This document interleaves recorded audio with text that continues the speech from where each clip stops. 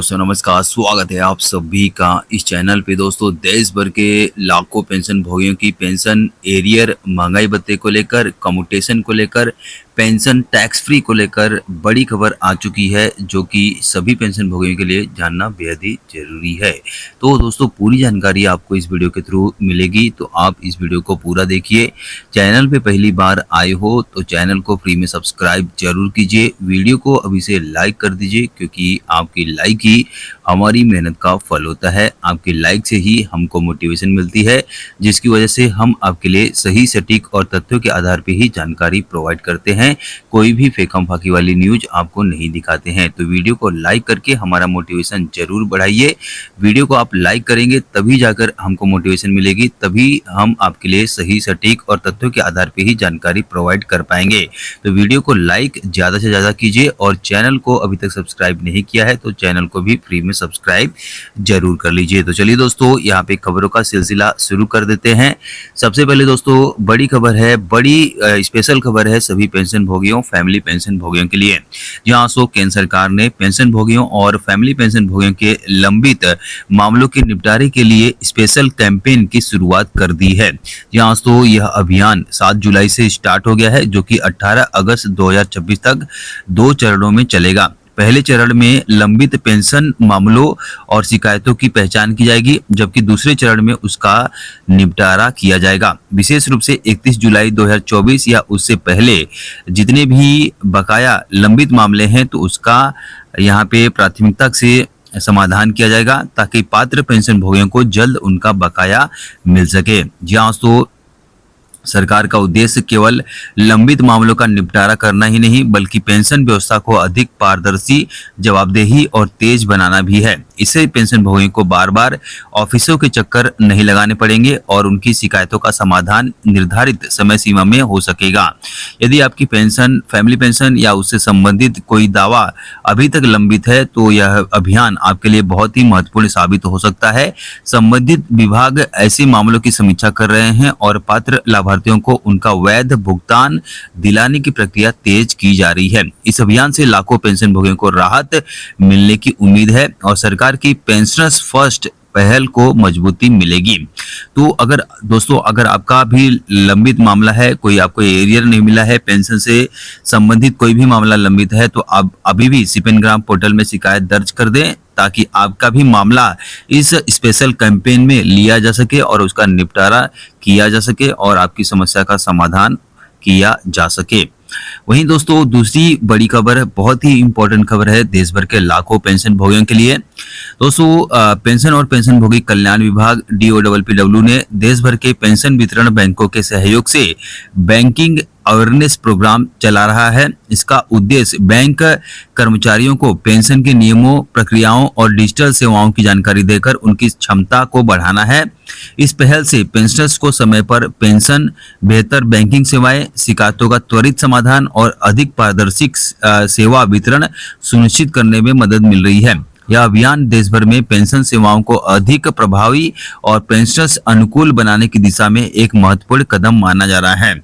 जहाँ आपकी जानकारी के लिए बता दो कि बैंकिंग अवेयरनेस प्रोग्राम चलाया जा रहा है, जिसमें पेंशन भोगियों के नियमों और कानूनों की बारीकी से यहाँ नियम और कानून बताए जा रहे हैं, जिससे कि जिस बैंक से आपकी पेंशन निकलती है तो उनको पूरी जानकारी मिल सके, ताकि आप अगर बैंक में जाएं तो आपको नए नियम के तहत पेंशन का भुगतान किया जा सके, आपको सभी की जानकारी मिल सके। तो बैंकिंग अवेयरनेस प्रोग्राम के थ्रू जो बैंक के कर्मचारी हैं इसका फ़ायदा उठा रहे हैं, आप भी इसका फ़ायदा उठा सकते हैं। अगर आपको भी बैंक के जो पेंशन से संबंधित नए नियम आए हैं उसकी जानकारी चाहिए, तो कमेंट में टाइप कीजिए यस, तो मैं एक सेपरेट वीडियो बनाऊंगा और आपको पूरी जानकारी, पूरे नियम और कानून बताऊंगा। तो आप कमेंट में यस टाइप जरूर कीजिए। वहीं दोस्तों अगली बड़ी खबर आ चुकी है। सामाजिक न्याय और अधिकारिता मंत्रालय ने वरिष्ठ नागरिकों के लिए जीवन ऐप और शतायु डैशबोर्ड शुरू कर दिया है। जीवन ऐप के जरिए आपातकालीन सहायता, सरकारी योजनाओं और वरिष्ठ नागरिकों की सेवाओं की जानकारी मिलती है, जबकि शतायु डैशबोर्ड के द्वारा पेंशन भोगियों, वरिष्ठ नागरिकों को जो देखभाल करते हैं उसकी उपलब्धता की जानकारी मिलेगी। मंत्रालय ने पेंशन और पेंशनभोगी कल्याण विभाग से इन दोनों डिजिटल प्लेटफॉर्म का व्यापक प्रचार प्रसार करने का अनुरोध किया है ताकि अधिक से अधिक सीनियर सिटीजन पेंशनभोगियों को इसका फायदा मिल सके। तो दोस्तों, अगर आप जीवन ऐप और शतायु डैशबोर्ड का यूज करना चाहते हैं तो मोबाइल के प्ले स्टोर में जाइए और इस ऐप को डाउनलोड कर लीजिए, जीवन ऐप को, जिसके द्वारा आपको पूरी जानकारी मिलेगी आपकी पेंशन से संबंधित आपके लिए कौन कौन सी योजनाएं चल रही है उसकी सभी की जानकारी आपको इस ऐप के थ्रू ही मिल जाएगी, घर पे बैठे ही मोबाइल की सहायता से। तो ज़्यादा से ज़्यादा इसका यूज कीजिए और अपनी और अपडेट रहिए अब नई नई जानकारियों के साथ। वहीं दोस्तों, अगली बड़ी खबर आ चुकी है। DOPPW ने देश भर के लाखों वरिष्ठ नागरिकों और पेंशनभोगियों के लिए एक एल्डर लाइन की शुरुआत कर दी है, जो कि टोल फ्री है।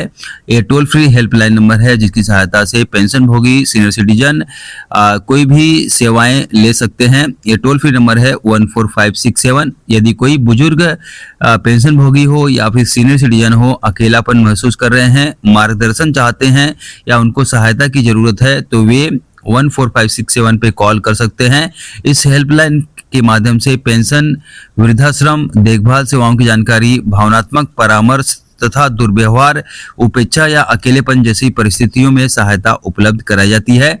सरकार का संदेश है कि कोई भी वरिष्ठ नागरिक पेंशनभोगी अकेला नहीं है, तो आप इसका फायदा उठाएं। 14567 पे आप कॉल कर सकते हैं अगर आप अकेला महसूस करते हैं या फिर आप किसी दुर्व्यवहार के शिकार हो चुके हैं या फिर किसी आपको परामर्श की आवश्यकता है, तो आप इस टोल फ्री नंबर पे कॉल करके अपना जो है शिकायत या फिर अकेलापन दूर कर सकते हैं।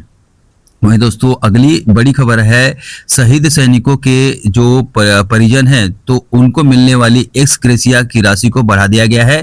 15 जून 2026 से यह राशि 30,000 रुपये से बढ़कर 50,000 रुपये कर दी गई है। यह बढ़ी हुई सहायता उन मामलों में लागू होगी जिनमें सैनिक की मृत्यु 15 जून 2026 या उसके बाद हुई है। तो ऐसे में दोस्तों, अगर आपके परिवार में या आपके आसपास पड़ोसी में अगर कोई सैनिक शहीद हो चुके हैं तो ऐसे में अब उनको जो मिलने वाली राशि है, उनके परिवार को, उनके निकटतम परिजन को, तो यह राशि बढ़ा दी गई है। अब 50,000 रुपये एक्स ग्रेसिया के रूप में दिया जाएगा। सभी ऐसे ये जानकारी शेयर करिए ताकि सभी को इसके बारे में पता चल सके। सरकार ने इसका व्यापक प्रचार करने के लिए कहा है। और दोस्तों, अगली बड़ी खबर आ चुकी है 80 वर्ष की आयु पर मिलने वाली 20% अतिरिक्त पेंशन को लेकर। जी हाँ दोस्तों, आपकी जानकारी के लिए बता दूं कि गुवाहाटी हाईकोर्ट ने महत्वपूर्ण फैसला दिया था। अदालत ने कहा था कि पेंशनर्स 79 वर्ष पूरी करते ही 80 साल में प्रवेश कर जाते हैं, इसलिए उन्हें 80वें जन्मदिन से ही अतिरिक्त 20% पेंशन मिलने का अधिकार है। केंद्र सरकार ने इस फैसले को आखिरकार सुप्रीम कोर्ट में चुनौती दी थी, लेकिन सुप्रीम कोर्ट में केंद्र सरकार की हार हुई। कोर्ट ने इस फैसले को बरकरार रखा। अब दोस्तों, इसके बाद नेशनल काउंसिल JCM के सचिव सी गोपाल मिश्रा ने पेंशन और पेंशनभोगी कल्याण विभाग को एक लेटर लिखा है और कहा है कि पेंशन और पारिवारिक पेंशनभोगियों को 79 वर्ष उम्र पूरी करते ही 80 में प्रवेश करते ही अतिरिक्त पेंशन का फायदा दिया जाए, अतिरिक्त 20% का फायदा उनको दिया जाए।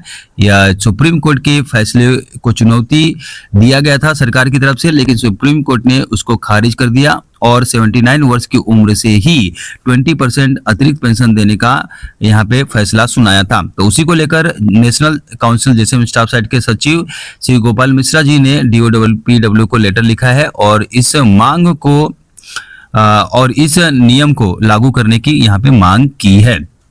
वहीं दोस्तों, यहाँ पे पेंशनभोगी संगठनों के द्वारा यह मांग की गई है कि फिक्स मेडिकल अलाउंस 1,000 रुपये से बढ़ाकर 5,000 रुपये किया जाए।